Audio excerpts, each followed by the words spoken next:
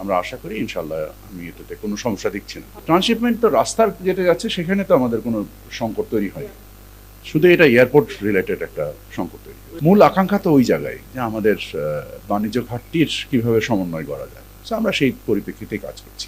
আমাদের মোরলেস অ্যাবাউট 40 থেকে 50 হাজার টন মতো মেটেরিয়াল বাই রোডে এখান থেকে ভারতের বিভিন্ন পোর্ট, বিশেষত দিল্লি, কলকাতা এবং ব্যাঙ্গালোর কিছু এই পোর্টের মাধ্যমে আমাদের রপ্তানি হতো।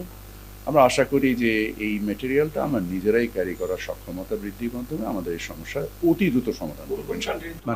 মানে যেহেতু হঠাৎ করে এটা আরোপিত হয়েছে আমাদের উপরে, আরোপিত হয়েছে, সো আমরা সাথে সাথেই আমাদের সকল অংশীজন, আমাদের গার্মেন্ট সেক্টরের ক্রেতা, আমাদের বিমান, সিভিল এভিয়েশন, বাণিজ্য মন্ত্রণালয় এবং সকলকে নিয়ে আমি গতকাল নিজে মিটিং করেছি।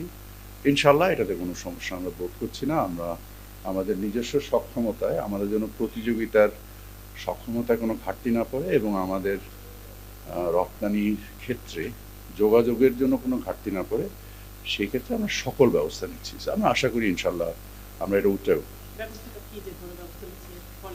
সকল ব্যবস্থা তো আমি আপনার সাথে এই মুহূর্তে শেয়ার করব না।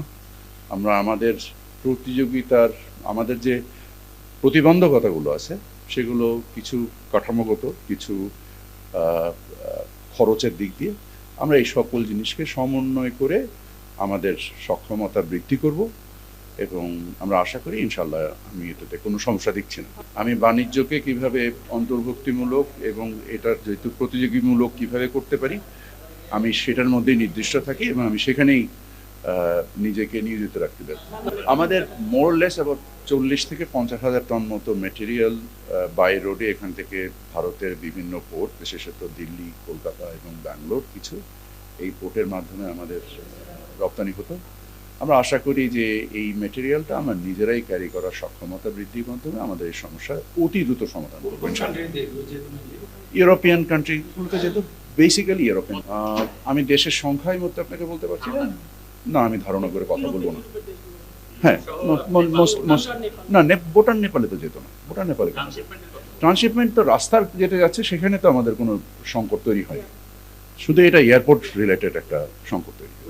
আলহামদুলিল্লাহ, very good. I think this is going to create some kind of certainty, আমাদের বাণিজ্যের মধ্যে কিছু একটা স্থিরতা দেখা দিবে। আমরা এই মুহূর্তে আমি ডক্টর খলিল, প্রধান উপদেষ্টার যিনি হাই রিপ্রেজেন্টেটিভ এবং আমাদের নিরাপত্তা উপদেষ্টা, ওনার সাথে আমি আলোচনা করে আসলাম। আমরা আমাদের অবস্থানকে মার্কিন যুক্তরাষ্ট্রের সাথে গতকাল রাতেও আমাদের ইউএসটিআর-এর প্রতিনিধিত্বের সাথে মিটিং হয়েছে অনলাইনে এবং আমরা আমাদের কর্ম সমষ্টিগুলো নিয়ে কাজ করছি এবং সেগুলো নিয়ে সম্ভবত মানে যে সময় সম্ভব আমরা দ্রুত যুক্তরাষ্ট্রে নিজেরাও যাব এবং যে আমাদের অবস্থানগুলোকে তুলে ধরব। না, এটা তো যেহেতু সাময়িক একটা স্থগিতাদেশ এসছে, এটাকে দীর্ঘমেয়াদে আমাদের যে করণীয়গুলো আছে তাদের তো আকাঙ্ক্ষা তো শেষ হয়ে যায়নি।